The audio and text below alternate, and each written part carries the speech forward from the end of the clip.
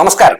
അങ്ങനെ അവസാനം ബഡ്ജറ്റ് അവതരണത്തിന് ശേഷം ജനങ്ങൾ ഇങ്ങനെ പറഞ്ഞു തുടങ്ങി, ഞങ്ങൾക്ക് പിണറായിയെ മതി, ഞങ്ങൾക്ക് അബദ്ധം സംഭവിച്ചു, LDF ഭരണം ഒരു സ്വർഗമായിരുന്നു എന്ന് പലരും പറയുന്ന കാഴ്ച നമ്മൾ കാണുകയാണ്. ഇതുപോലൊരു മുഖ്യമന്ത്രിയെയും ഇതുപോലൊരു നശിച്ച സർക്കാരിനെയും ഞങ്ങൾ കണ്ടിട്ടില്ല എന്ന് ഒരു മാസം കൊണ്ട് തന്നെ ഈ നാട്ടിലെ ജനങ്ങളെ കൊണ്ട് പറയിപ്പിച്ചിരിക്കുന്നു VD സതീശൻ സർക്കാർ എന്നുള്ളതാണ്. സ്വന്തം പാർട്ടിയിലെ നേതാക്കൾ വരെ ധാർഷ്ട്യവും അഹങ്കാരവും പിടിച്ചൊരു സർക്കാരും മന്ത്രിമാരുമാണ് ഈ VD സതീശൻ സർക്കാരിലുള്ളതെന്ന് പറയുന്ന കാഴ്ച നമ്മൾ കണ്ടില്ലേ? കഴിഞ്ഞ ദിവസം നിഖിൽ പൈലി നടത്തിയ പരസ്യ പ്രതികരണം നമ്മൾ കണ്ടില്ലേ? അങ്ങനെ മൊത്തത്തിൽ ഒരു മാസം കൊണ്ട് വലിയ പ്രതീക്ഷയോടെ ജയിപ്പിച്ചു വിട്ട ജനങ്ങളെ മുഴുവൻ മടുപ്പിച്ച ഒരു സർക്കാരായി മാറിയിരിക്കുന്നു VD സതീശന്റെ സർക്കാർ. VD സതീശൻ പ്രതിപക്ഷത്തിരുന്ന് പല ഗീർവാണങ്ങൾ അടിച്ചപ്പോൾ ഈ നാട്ടിലെ ജനങ്ങളൊക്കെ പറഞ്ഞു, നല്ല ഗ്രാഹ്യമുള്ള ആളാണ് കേട്ടോ, മൂപ്പരൊന്നും മുഖ്യമന്ത്രിയായിട്ട് നീ കിടിലനായിരിക്കും എന്ന് പറഞ്ഞു.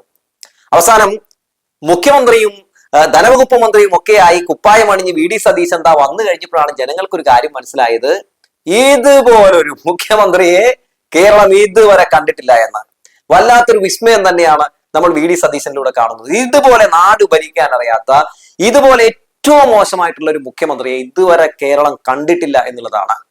പ്രതിപക്ഷത്തിരുന്നപ്പോൾ കുറെ നുണകൾ പറഞ്ഞുണ്ടാക്കി അല്ലെ? നമ്മൾക്ക് അറിയാവുന്ന ഒരു കാര്യമാണ്. വാ തുറന്നാൽ ഭൂരിഭാഗവും സർക്കാരിനെതിരെ നുണകൾ തന്നെയാണ് VD സതീശൻ പടച്ചു വിട്ടുകൊണ്ടിരുന്നത്. അതായിരുന്നു VD സതീശന്റെ ഒരു ഏറ്റവും വലിയൊരു ക്വാളിറ്റി കേട്ടോ. അതായത് പ്രതിപക്ഷ നേതാവായിരുന്ന സമയത്ത് എത്ര തവണ പിടിക്കപ്പെട്ടാലും വീണ്ടും വീണ്ടും അതേ നുണ പറഞ്ഞുകൊണ്ടിരിക്കും. ഗീബൽസ്യൻ തന്ത്രമായിരുന്നു നമ്മുടെ പ്രതിപക്ഷ നേതാവായിരുന്ന ഈ VD സതീശൻ പയറ്റിക്കൊണ്ടിരുന്നത്. മുഖ്യമന്ത്രി ആയ ശേഷവും അത് തുടരുകയാണ്.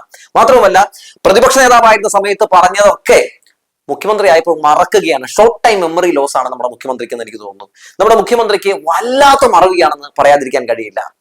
കൊടുത്ത വാഗ്ദാനങ്ങൾ മുഴുവൻ വെള്ളത്തിൽ വരച്ച വര പോലെയായിരിക്കുന്നു. ഇന്ദിരാ ഗ്യാരണ്ടി ഒക്കെ കോമഡി ഗ്യാരണ്ടിയായി മാറുന്ന കാഴ്ച നമ്മൾ കണ്ടു. ബഡ്ജറ്റ് അവതരണത്തിൽ എന്താണ് കാണുന്നത്?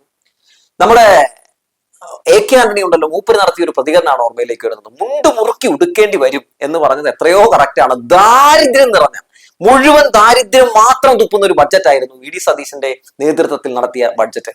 ഞാൻ ഈ കഴിഞ്ഞ കുറച്ച് ദിവസങ്ങൾക്ക് മുമ്പ് എന്റെ വാർത്ത കാണുന്ന ആളുകൾക്ക് അറിയാം, ഞാൻ ഒരു കാര്യം പറഞ്ഞിരുന്നു, ഈ ബഡ്ജറ്റ് സത്യത്തില് ഒരു ദാരിദ്ര്യം പിടിച്ച ബഡ്ജറ്റ് ആയിരിക്കും എന്ന് ഞാൻ പറഞ്ഞിരുന്നത്. പറയാനുള്ള കാരണം, ഈ ധവളപത്രം അവതരിപ്പിച്ചത് തന്നെ VD സതീശന്റെ ഒരു തന്ത്രമായിരുന്നു. ധവളപത്രം അവതരിപ്പിച്ചത് എന്താണ്? ഇവിടെ മുഴുവൻ കടമാണ്, മുഴുവൻ ദാരിദ്ര്യമാണെന്ന് വരുത്തി തീർക്കാൻ വേണ്ടിയായിരുന്നു. ഇപ്പൊ എന്താണ് ചെയ്യുന്നത്? ഇപ്പൊ ഒരു നശിച്ച ബഡ്ജറ്റ് അവതരിപ്പിച്ചിരിക്കുന്നു. എന്തുകൊണ്ടാണ് വലിയ കാര്യമായിട്ടുള്ള പ്രഖ്യാപനങ്ങളൊന്നും ഇല്ലാത്തതെന്ന് ചോദിച്ചാൽ അറിയാലോ, മൊത്തം കടമാണ് എന്ന് പറയുകയാണ്. അപ്പൊ ഇതിനു മുമ്പ് ഇവിടെ ഒരു സർക്കാർ ഉണ്ടായിരുന്നില്ലേ? 10 വർഷം ഇവിടെ LDF സർക്കാർ ഭരിക്കുമ്പോഴും ഈ രീതിയിലുള്ള കടങ്ങളൊക്കെ ഇവിടെ ഉണ്ടായിരുന്നു. പക്ഷേ ജനങ്ങൾക്ക് ഏതെങ്കിലും രീതിയിലുള്ള ക്ഷേമ പദ്ധതികൾ മുടക്കിക്കൊണ്ട് അവർ ദ്രോഹം ചെയ്തിട്ടുണ്ടോ? അല്ലെങ്കിൽ ജനങ്ങൾക്ക് ഏതെങ്കിലും രീതിയിലുള്ള ഈ സർക്കാരിന്റെ ഭാഗത്തു നിന്ന് കിട്ടേണ്ട സഹായങ്ങൾ ലഭ്യമാകാതിരുന്നിട്ടുണ്ടോ? എല്ലാ ജനക്ഷേമ പദ്ധതികളും നടപ്പിലാക്കി, വികസനങ്ങൾ നടപ്പിലാക്കി, പ്രകടന പത്രികയിൽ പറഞ്ഞ എല്ലാ കാര്യങ്ങളും നടപ്പിലാക്കിയ ഒരു സർക്കാരിനെയായിരുന്നു നമ്മൾ പിണറായി വിജയന്റെ സമയത്ത് കണ്ടത്. ഒരിക്കൽ പോലും പിണറായി വിജയന്റെ സർക്കാർ ഇവിടെ മുഴുവൻ പ്രശ്നമാണ്, മുഴുവൻ കടമാണ്, അതുകൊണ്ട് ഒന്നും ചെയ്യാൻ പറ്റില്ല എന്ന് നമ്മൾ പറഞ്ഞു കേട്ടിട്ടില്ല അല്ലെ? ഈ ബഡ്ജറ്റില് വയനാട് ടൗൺഷിപ്പുമായി ബന്ധപ്പെട്ട് പോലും ഒരു കാര്യം പോലും ഉൾപ്പെടുത്തിയില്ല VD സതീശൻ എന്നുള്ളതാണ്. എന്നാൽ വലിയ രീതിയിലുള്ള കേന്ദ്ര സർക്കാർ സാമ്പത്തികമായിട്ട് നമ്മൾ ഞെരിക്കുന്ന സമയത്തും കഴിഞ്ഞ LDF സർക്കാരിന്റെ ബഡ്ജറ്റിന്റെ സമയത്ത് ആദ്യ പ്രഖ്യാപനം അത് വയനാട് ദുരന്ത ബാധിതർക്ക് വേണ്ടിയുള്ള സഹായവുമായി ബന്ധപ്പെട്ടിട്ടുള്ളതായിരുന്നു, ടൗൺഷിപ്പുമായി ബന്ധപ്പെട്ടിട്ടുള്ളതായിരുന്നു അല്ലെ? ഇവിടെ ഒന്നും നമ്മൾ കാണുന്നില്ല.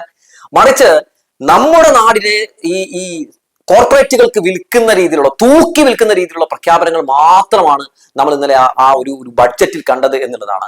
മാത്രവുമല്ല, നമ്മുടെ നാടിനെ കുടിപ്പിച്ചു കിടത്താൻ പോവാണോ സതീശൻ എന്ന് തോന്നിപ്പോവുകയാണ്. ഒന്ന് ആലോചിച്ച് നോക്കൂ, വീര്യം കുറഞ്ഞ മദ്യത്തിന് നികുതി ഇളവങ്ങ് മൂപ്പരങ്ങ് നടത്തിയിരിക്കുകയാണ്. 250% നികുതിയിൽ നിന്ന് 10% വരെ വീര്യമുള്ള മദ്യത്തിന് 120 20% വരെ വീര്യമുള്ളതിന് 175 ഇപ്പൊ നികുതി കുറച്ചിട്ടുള്ളത്. ഇതിലൂടെ കേരളത്തിന് നഷ്ടം 600 കോടി രൂപയിലധികം വരും.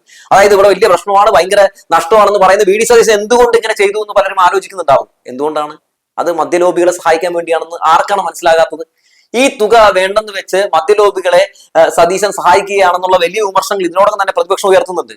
അതിൽ കഴമ്പിട്ടെന്നാണ് ഞാൻ പറയുകയുള്ളൂ. കേരളത്തിലെ 23 വിദേശ മദ്യ നിർമ്മാണശാലയിൽ നിന്നുള്ള ബ്രാൻഡുകൾ ഉൾപ്പെടെ 600 ഇനങ്ങളാണ് കേരള സ്റ്റേറ്റ് ബിവറേജ് കോർപ്പറേഷൻ മുഖേന വിതരണം ചെയ്യുന്നത്.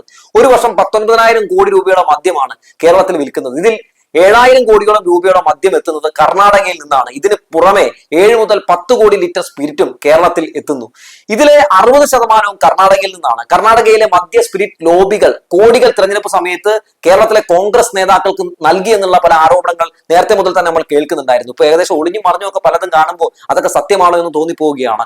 25% താഴെ ആൽക്കഹോൾ ഉള്ള മദ്യത്തിന്റെ നികുതി ഇളവ് കൂൾ ഡ്രിങ്ക്സ് പോലെ മദ്യം വാങ്ങി കുടിക്കാൻ കഴിയുന്ന സാഹചര്യം ഇവിടെ ഉണ്ടാക്കുമെന്നുള്ളതാണ്.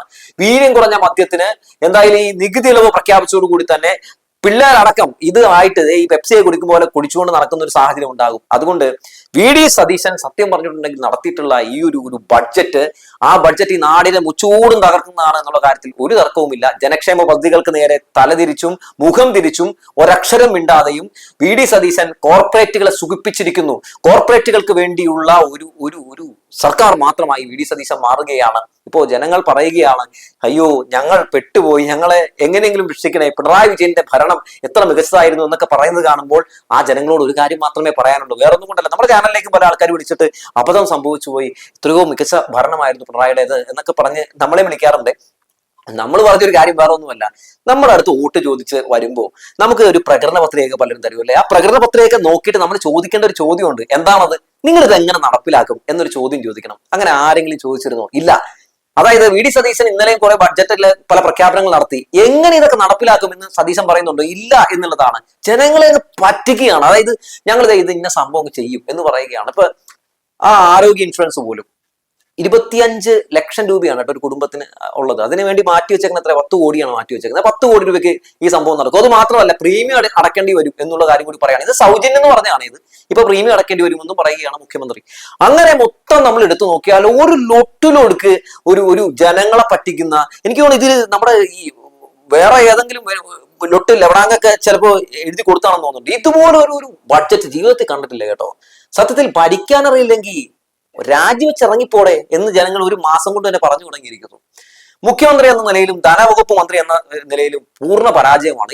ഈ മദ്യലോബികളെ സഹായിക്കാൻ വേണ്ടിയാണ് ഒറ്റത്തുള്ള കാര്യങ്ങൾ ചെയ്യുന്നതെന്ന് ഇതിനോടൊപ്പം തന്നെ ജനങ്ങൾ ചോദിക്കുമ്പോഴും ഈ നികുതി മദ്യത്തിൽ ഇങ്ങനെ വലിയ വെട്ടി കുറയ്ക്കുമ്പോഴും ഒക്കെ ഈ തൂഫാൻ എന്ന് പറയുന്ന പദ്ധതിക്ക് നേരെ ഉള്ള അല്ലെങ്കിൽ അത് തകർക്കാൻ വേണ്ടിയുള്ള സതീശന്റെ ഒരു ഗംഭീര നീക്കമല്ലേ എന്ന് ആരെങ്കിലും ചോദിച്ചാൽ തെറ്റു പറയാൻ പറ്റുമോ? അതായത് ഒരു ഭാഗത്ത് ലഹരിയെ തുടച്ചു നിൽക്കാൻ വേണ്ടി രമേശ് ചെന്നിത്തല ശ്രമം നടത്തുന്നു, ഒരു ഭാഗത്ത് മദ്യം ഒഴുക്കാൻ വേണ്ടി മുഖ്യമന്ത്രി ശ്രമം നടത്തുന്നു. എന്തൊക്കെയാണ് നമ്മുടെ കേരളത്തിൽ നടന്നുകൊണ്ടിരിക്കുന്നത്?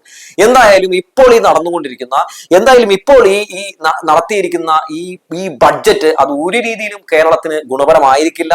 കേരളത്തെ മുച്ചൂടും തകർക്കുന്ന രീതി തന്നെ ആയിരിക്കും. ഇങ്ങനെ 5 വർഷം ദാരിദ്ര്യം കേൾക്കേണ്ടി വരുമല്ലോ എന്നൊരു സങ്കടം മാത്രമേ ഉള്ളൂ. ഈ പറയുന്ന ബഡ്ജറ്റിൽ ഇപ്പൊ സ്വകാര്യ ബസ് ഉടമകൾക്കൊന്നും വേണ്ടിയിട്ടുള്ള പ്രത്യേകിച്ചുള്ള ഒരു പാക്കേജും ഇല്ല. അവർ തന്നെ പറഞ്ഞു തുടങ്ങി ഞങ്ങൾ സമരത്തിലേക്കൊന്നുമില്ല, 1-ാം തീയതി ആകുമ്പോൾ തന്നെ ഈ പറയുന്ന ഞങ്ങളുടെ ബസ്സൊക്കെ നിർത്തി തന്നെ പൊക്കോളും, കാരണം ഞങ്ങൾക്ക് മുന്നോട്ട് പോകാൻ പറ്റില്ല, ഒരു ദിവസം വലിയ രീതിയിലുള്ള നഷ്ടങ്ങളാണ് ഇവിടെ ഉള്ളതെന്നൊക്കെ പറഞ്ഞു തുടങ്ങി. ഈ സർക്കാർ എന്താണ് ചെയ്യേണ്ടിരുന്നത്? അതായത് KSRTCക്ക് ഇവർ പറയുന്ന, അതായത് എല്ലാ ബസ്സിലും സൗജന്യ യാത്ര കൊടുത്തില്ല, ഈ വനിതകളെ പറ്റിച്ചു. എന്നാലും ഓർഡിനറിയിൽ കൊടുക്കുന്നുണ്ടല്ലോ, ആ ഓർഡിനറി കൊടുക്കുമ്പോൾ ആ നഷ്ടം സർക്കാർ കൊടുക്കാന്ന് പറഞ്ഞു. അതുപോലെ പ്രൈവറ്റ് ബസ്സിൽ അവർ പറഞ്ഞു ഞങ്ങളും കൊടുക്കാം, ഞങ്ങൾക്ക് ആ പേയ്മെന്റ് തന്നാൽ മതി എന്ന് പറയാണ് സർക്കാർ. അതും കൊടുക്കുന്നേ, കാരണം ഈ KSRTC ഓർഡിനറി എല്ലായിടങ്ങളിലും ഇല്ലല്ലോ. അപ്പൊ ഈ സഹായം ഈ വനിതാ സൗജന്യ യാത്ര എല്ലാ സ്ത്രീകൾക്കും ലഭ്യമാകുന്നില്ല. അപ്പൊ പൊതുവെ എന്താണ് ലഭ്യമാക്കണം, എല്ലായിടത്തേക്കും എത്തിക്കണമെങ്കിൽ പ്രൈവറ്റ് ബസ്സിനെ കൂടി കൂട്ടുപിടിച്ച് അവർ കൂടി പൈസ കൊടുക്കണം. ഇതൊന്നും കൂടെ ചെയ്യുന്നില്ല. നമ്മൾ ആശമാരെ പറ്റിച്ചതുപോലെ എല്ലാവരെയും ഉച്ചോടും നമ്മുടെ സതീശൻ പറ്റിക്കുകയാണ്. എന്തായാലും വല്ലാത്തൊരു പൂക്കി മുഖ്യമന്ത്രി തന്നെ അല്ലേ. എന്തായാലും ഇത്രയും വലിയ വിസ്മയം നമ്മുടെ ജനങ്ങൾ ഒട്ടും പ്രതീക്ഷിച്ച് കാണില്ല. എന്തായാലും 5 വർഷം മുണ്ടുമുറുക്കി ഉടുത്ത് നടന്നു, അല്ലാണ്ട് വേറെ വഴിയില്ല. അത്രയേ ഉള്ളൂ.